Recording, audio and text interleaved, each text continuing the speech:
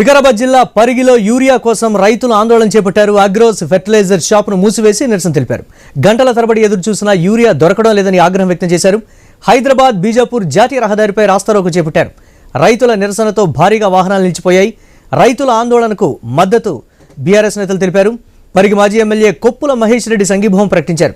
BRS నాయకులను arrest చేసేందుకు పోలీసులు ప్రయత్నించారు. దీంతో పోలీసులకు రైతులకు మధ్య వాగ్వాదం జరిగింది.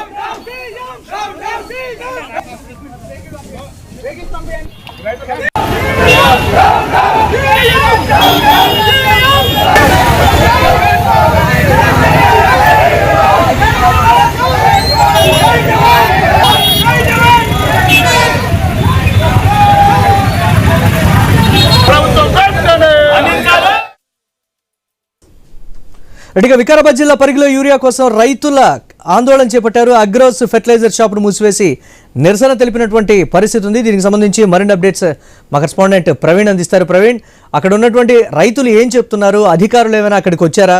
అప్డేట్స్ ఏంటి ఓవరాల్ గా?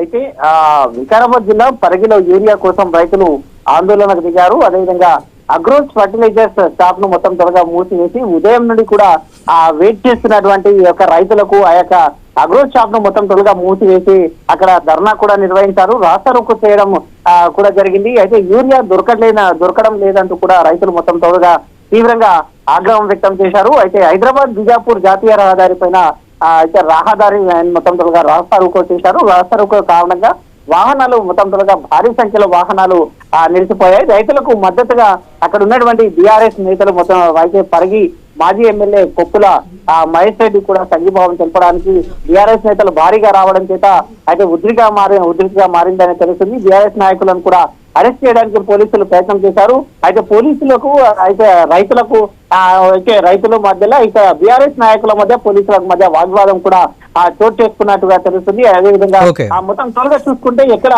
ఎక్కడికెక్కడ యూరియా దొరకకుండా తెలంగాణ రాష్ట్రంలో ఇబ్బంది పడుతున్న తరుణంలో కూడా ఇప్పుడు పరిగిలో కూడా ఈ యొక్క తీవ్రత స్థాయికి చేరుకుందని తెలుస్తుంది. Right, thanks for updates Praveen.